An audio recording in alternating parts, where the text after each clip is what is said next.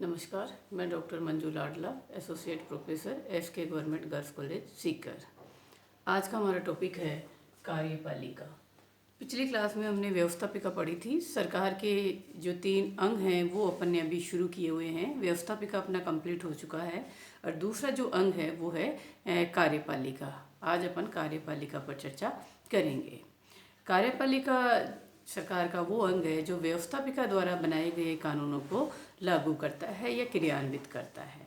या हम यूँ कहें कि सरकार के जो हमने 3 काम देखे थे, कानून बनाना, कानून को लागू करना, कानून का परिपालन कराना, तो लागू करने वाला जो निकाय या जो संस्था है वो कार्यपालिका होती है। कार्यपालिका के अंतर्गत हम 4 बातें देखेंगे। सबसे पहले इसका अर्थ देखेंगे, प्रकार देखेंगे, फिर निर्माण और फिर पदावधि देखेंगे। कार्यपालिका के अर्थ की जब अपन बात करते हैं तो कार्यपालिका का जो अर्थ है हम 2 तरह से लेते हैं।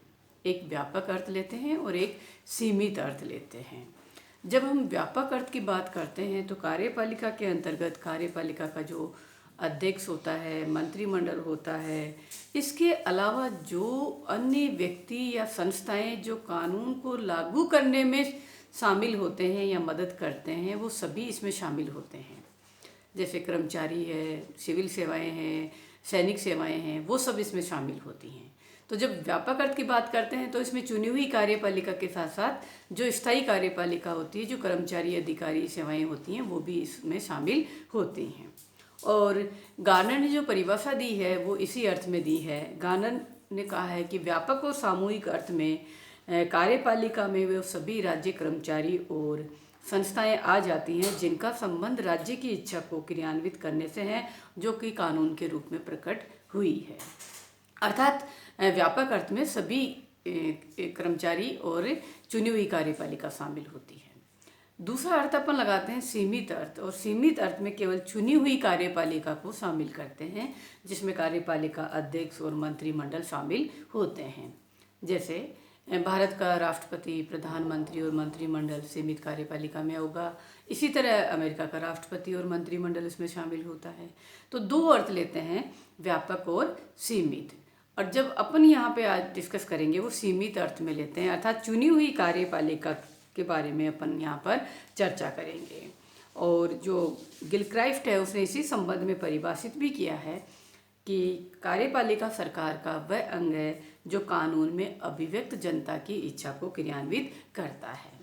अर्थात जब सीमित अर्थ की अपन बात करते हैं तो सीमित अर्थ में वो संस्थाएं, वो व्यक्ति होते हैं जो नीति निर्माण में शामिल होते हैं और जिसे हम चुनी हुई कार्यपालिका भी कहते हैं। तो कार्यपालिका का जो अर्थ 2 तरह से है, व्यापक और सीमित। यहाँ अपन जो अर्थ लेंगे वो सीमित अर्थ में लेंगे और इसी संदर्भ में अपन इसको पढ़ेंगे। तो कार्यपालिका सरकार का दूसरा अंग है और जो कानून को लागू करने का काम करता है, या हम यूँ कहें कि व्यवस्थापिका द्वारा बनाए गए कानूनों को लागू करने वाली संस्था या निकाय को हम कार्यपालिका कहते हैं।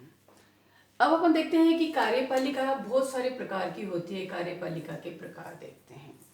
कार्यपालिका की मोटे रूप से 5 प्रकार यहाँ पर मैंने लिखे हैं, दिखाई दे रहे हैं।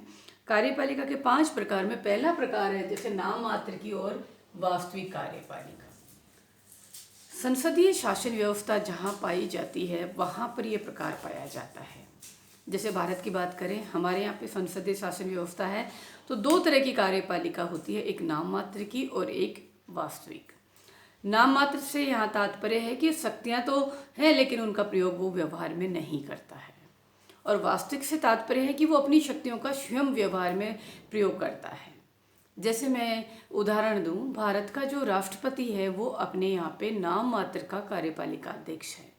राष्ट्रपति को संविधान में शक्तियाँ तो दी गई हैं लेकिन व्यवहार में वो उनका इस्तेमाल नहीं करता है। व्यवहार में प्रधानमंत्री इस्तेमाल करता है, मंत्रिमंडल उसकी शक्तियों में इस्तेमाल करते हैं प्रधानमंत्री के साथ में। तो भारत का राष्ट्रपति नाम मात्र की कार्यपालिका का एग्जाम्पल है। दूसरी जो है वास्तविक कार्यपालिका, अर्थात जो अपनी शक्तियों का स्वयं इस्तेमाल करता है। तो अगर हम बात करें, जो अमेरिका का राष्ट्रपति है वो वास्तविक कार्यपालिका का एग्जाम्पल होता है। उसको शक्तियाँ दी गई है और वही उनका इस्तेमाल करता है। तो संसदीय शासन व्यवस्थाओं में नाम मात्र की पाई जाएगी और अध्यक्षात्मक व्यवस्था होती है वहाँ वास्तविक होती है। तो संसदीय शासन व्यवस्था में तो दोहरी होती है, नाम मात्र की और वास्तविक। अमेरिका का राष्ट्रपति वास्तविक का एग्जाम्पल है, भारत का राष्ट्रपति जो है नाम मात्र का एग्जाम्पल है। तो एक प्रकार होता है नाम मात्र का और वास्तविक होता है। दूसरा प्रकार एक कार्यपालिका का होता है एकल और बहुल कार्यपालिका। जैसा कि नाम से ही स्पष्ट है, अगर कार्यपालिका की शक्तियाँ एक ही व्यक्ति में निहित होती है तो उसे एकल कार्यपालिका कहा जाता है, और अगर एक से ज़्यादा व्यक्ति मिलकर उसका प्रयोग करते हैं तो उसे बहुल कार्यपालिका कहा जाता है। एकल कार्यपालिका की अगर अपन बात करें तो अमेरिकन राष्ट्रपति जो है एकल कार्यपालिका का एग्जाम्पल है, उदाहरण है। राष्ट्रपति सारी शक्तियां स्वयं इस्तेमाल करता है। वहाँ मंत्रिमंडल होता है, लेकिन मंत्रिमंडल राष्ट्रपति के अधीन होता है, राष्ट्रपति की इच्छानुसार वो कार्य करता है। बहुल कार्यपालिका की अगर अपन बात करें तो स्विट्जरलैंड में एक बहुल कार्यपालिका पाई जाती है। स्विस सरकार अर्थात वहाँ की जो कार्यपालिका है उसमें 7 व्यक्ति शामिल होते हैं और उन 7 व्यक्तियों को मिलकर कार्यपालिका शक्तियाँ प्रयोग में की गई हैं। वहाँ पर एक अध्यक्ष होता है इनका, एक उपाध्यक्ष होता है। जो अध्यक्ष होता है और उपाध्यक्ष होता है वो एक एक वर्ष के लिए इन 7 व्यक्तियों में से ही चुना जाता है। तो जो अध्यक्ष होता है वो राष्ट्रपति होता है और उपाध्यक्ष होता है वो उपराष्ट्रपति होता है, और केवल एक वर्ष के लिए होता है। अगले वर्ष वो हट जाएंगे और उनकी जगह दूसरे आ जाएंगे। जो उपाध्यक्ष होता है वो राष्ट्रपति बन जाता है और उन 7 में से दूसरे व्यक्ति को उपाध्यक्ष बना दिया जाता है। तो वो मिलकर इस्तेमाल करते हैं बारी बारी से। तो बहुल कार्यपालिका का जो एग्जाम्पल है स्विस सरकार या स्विट्जरलैंड में पाया जाता है। तो कार्यपालिका एकल और बहुल भी हो सकती है। तीसरा जो प्रकार है यहाँ पे उत्तरदायी और अनुत्तरदायी कार्यपालिका। उत्तरदायी का मतलब होता है कि यदि कार्यपालिका को व्यवस्थापिका के प्रति उत्तरदायी बनाया गया है तो उसे उत्तरदायी कार्यपालिका कहते हैं, और यदि व्यवस्थापिका के प्रति वो उत्तरदायी नहीं है तो उसे अनुत्तरदायी कार्यपालिका कहा जाता है। जो संसदीय शासन व्यवस्था या संसदीय कार्यपालिका होती है वो उत्तरदायी कार्यपालिका होती है, और जो अध्यक्षात्मक व्यवस्था होती है या अध्यक्षीय व्यवस्था होती है वो अनुत्तरदायी कार्यपालिका होती है। तो यहाँ पर संसदीय और अध्यक्षात्मक भी कह सकते हैं इन कार्यपालिकाओं के नाम को। जैसे बात करते हैं संसदीय शासन व्यवस्था, या हमारे यहाँ पे ये व्यवस्था है कि कार्यपालिका संसद के प्रति उत्तरदायी होती है, तो उसे उत्तरदायी कार्यपालिका कहते हैं। अमेरिका की जो अध्यक्षात्मक व्यवस्था है इसे हम अनुत्तरदायी कार्यपालिका कह सकते हैं, क्योंकि वहाँ पर उस राष्ट्रपति को व्यवस्थापिका के प्रति उत्तरदायी नहीं बनाया गया है। तो उत्तरदायी, अनुत्तरदायी या संसदीय या अध्यक्षात्मक कार्यपालिका कह सकते हैं। इसके पश्चात चौथा जो प्रकार आता है वो आता है अस्थायी और स्थायी कार्यपालिका। अस्थायी को राजनीतिक कार्यपालिका भी कहा जाता है। राजनीतिक कार्यपालिका या अस्थायी कार्यपालिका से तात्पर्य है कि वो कुछ समय के लिए होती है, कभी भी हटाया जा सकता है। और स्थायी का मतलब होता है कि मतलब स्थायी है, उसका टाइम पीरियड फिक्स होता है, उस समय तक वो कार्य करेगी। जैसे बात करें चुनी हुई जो कार्यपालिका है, प्रधानमंत्री है, राष्ट्रपति है, मंत्रिमंडल है, ये अस्थायी कार्यपालिका में आते हैं या इन्हें राजनीतिक कार्यपालिका कहा जाता है। जो कर्मचारी हैं, जो सेवाएं देते हैं वो स्थायी होते हैं, इसलिए वो स्थायी कार्यपालिका में आते हैं। तो अस्थायी और स्थायी कार्यपालिका का भी एक प्रकार हो सकता है। इसके अलावा एक और होता है वंशानुगत एवं निर्वाचित कार्यपालिका। जैसा कि नाम से स्पष्ट है, वंशानुगत का मतलब होता है वंश परंपरा के अनुसार कार्यपालिका बनती है यदि, और निर्वाचित का मतलब है कि वहाँ चुनी हुई कार्यपालिका हो सकती है। अगर अपन बात करें ब्रिटेन की, ब्रिटेन में जो कार्यपालिका है वो वंशानुगत है। ब्रिटेन का राजा जो होता है, जो सम्राट होता है, वो वंशानुगत चलता है, इसलिए वो वंशानुगत कार्यपालिका कहलाती है। और निर्वाचित कार्यपालिका में चुना हुआ कार्यपालिका अध्यक्ष होता है, जैसे भारत है, अमेरिका है, वो प्रत्यक्ष भी हो सकता है, अप्रत्यक्ष भी हो सकता है चुना हुआ, तो ये कहलाती है निर्वाचित कार्यपालिका। तो ब्रिटेन में वंशानुगत है, भारत या अमेरिका में निर्वाचित कार्यपालिका पाई जाती है।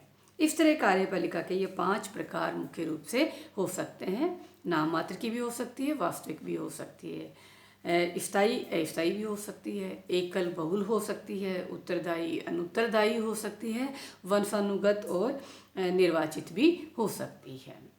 ऐसे तो बहुत सारे प्रकार बनाए जा सकते हैं। एक तानाशाही कार्यपालिका भी कहा जा सकता है कि जहाँ न तो चुनी हुई है, ज़बरदस्ती शासन की सत्ता हथियाली है, वहाँ उस कार्यपालिका को तानाशाही कार्यपालिका या निरंकुश कार्यपालिका भी कहा जा सकता है।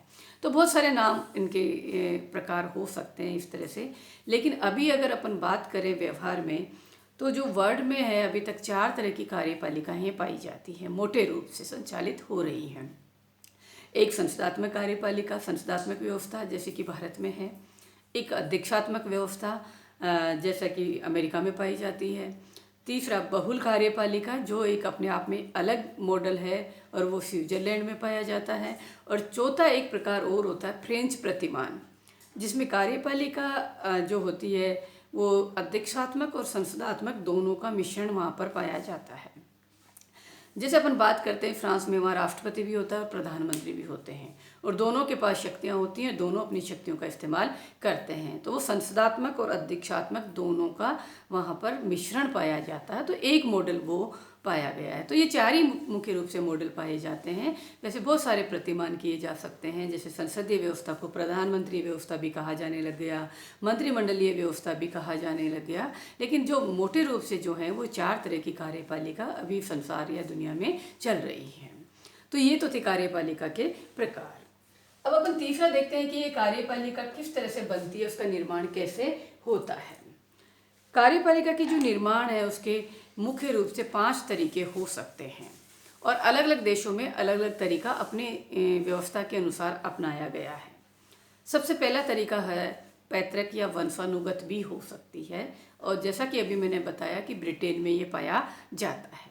हालांकि ये सही नहीं है कि नहीं होना चाहिए, वर्तमान युग डेमोक्रेसी का युग है, चुनी हुई या सरकार या अध्यक्ष होना चाहिए। लेकिन ब्रिटेन में ये तरीका बहुत अच्छी तरह से चल रहा है, वहाँ का सम्राट जो है वंशानुगत बनाया जाता है। लेकिन दूसरा जो प्रकार होता है वो ये हो सकता है निर्वाचन। अब निर्वाचन भी 2 तरह से हो सकता है, एक प्रत्यक्ष निर्वाचन और एक अप्रत्यक्ष निर्वाचन। अगर अपन बात करें प्रत्यक्ष निर्वाचन की, तो प्रत्यक्ष निर्वाचन में अगर अपन देखेंगे, जो फ्रांस का राष्ट्रपति है वो प्रत्यक्ष रूप से जनता के द्वारा चुना जाता है, और इसीलिए वहाँ पर ये होता है प्रधानमंत्री भी होता है और राष्ट्रपति भी होता है, लेकिन राष्ट्रपति सर्वोच्च होता है, प्रधानमंत्री वहाँ पर कमज़ोर होता है। तो प्रत्यक्ष रूप से भी चुना जा सकता है। तीसरा जो तरीका होता है अप्रत्यक्ष चुनाव का भी हो सकता है, जैसे भारत का राष्ट्रपति है, अमेरिकन राष्ट्रपति है, ये एक निर्वाचक मंडल के द्वारा चुने जाते हैं या चुने हुए प्रतिनिधियों के माध्यम से चुने जाते हैं। तो ये अप्रत्यक्ष या परोक्ष निर्वाचन का तरीका भी हो सकता है, पाया जा सकता है। एक तरीका और हो सकता है व्यवस्थापिका के द्वारा भी चुना जा सकता है, जैसे स्विट्जरलैंड में ये तरीका अपनाया जाता है। स्विस जो व्यवस्थापिका है वो ही इन 7 व्यक्ति जो होते हैं कार्यपालिका के, उनको चुन देती है, राष्ट्रपति मनोनीत कर देती है। फिर वहाँ का जो राष्ट्रपति होता है वो उसकी केवल औपचारिक घोषणा करता है, उसकी नियुक्ति की घोषणा होती है। तो स्विट्जरलैंड में व्यवस्थापिका के द्वारा मनोनीत किए जाते हैं। इसके अलावा एक और हो सकता है मनोनयन भी किया जा सकता है, मनोनीत भी किया जा सकता है व्यवस्थापिका द्वारा, कार्यपालिका के द्वारा, या कोई अन्य तरीका भी अपनाया जा सकता है। जैसे अपन बात करते हैं हमारे यहाँ पे राज्यों में जो राज्यपाल होते हैं वो राज्यों की कार्यपालिका अध्यक्ष होते हैं, और वो सेंट्रल गवर्नमेंट के द्वारा अर्थात कार्यपालिका के द्वारा, सरकार के द्वारा मनोनीत किए जाते हैं। तो ये 5 तरीके हो सकते हैं, पैतृक हो सकते हैं, अभी जो चल रहे हैं प्रत्यक्ष निर्वाचन हो सकता है, अप्रत्यक्ष निर्वाचन हो सकता है, व्यवस्थापिका द्वारा निर्वाचन हो सकता है, मनोनयन भी हो सकता है, और हर देश में कोई ना कोई ये तरीके अपनाए जा सकते हैं। नेक्स्ट अपन बात करते हैं कि कार्यपालिका का कार्यकाल क्या होना चाहिए। कार्यपालिका के कार्यकाल की जब बात करते हैं तो मुख्य रूप से अपन यही कह सकते हैं, न बहुत ज़्यादा लंबा होना चाहिए, न बहुत कम होना चाहिए। अगर बहुत कम होगा तो वो सही ढंग से कार्य ही नहीं कर पाएंगे, और आते ही उन्हें ये रहेगी कि मेरा कार्यकाल इतना ही है, मैं चला जाऊंगा, या कार्यपालिका अध्यक्ष काम में रुचि नहीं लेंगे।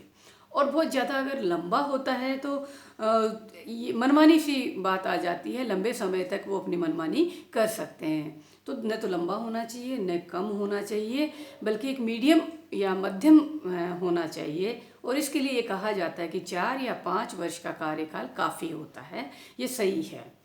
दूसरा इसके कार्यकाल के बारे में ये भी होता है कि 2 बार से ज़्यादा किसी व्यक्ति को कार्यपालिका अध्यक्ष नहीं बनाया जाना चाहिए। अमेरिका में तो ये कर रखा है कि 2 बार से ज़्यादा नहीं होता। हमारे यहाँ पे भी 1 बार राष्ट्रपति राजेंद्र प्रसाद 2 बार रहे हैं, बाकी ऐसा मनमोहन सिंह 2 बार प्रधानमंत्री चुने गए हैं तो प्रधानमंत्री हो सकते हैं, लेकिन कार्यपालिका अध्यक्ष है वो 2 बार से ज़्यादा नहीं होना चाहिए, ऐसा कहा जाता है। लेकिन हर देश में अपनी ये व्यवस्था अपना रखी है अलग अलग। इस क्लास में इतना ही। अगली क्लास में अपन कार्यपालिका की शक्तियाँ डिस्कस करेंगे। धन्यवाद।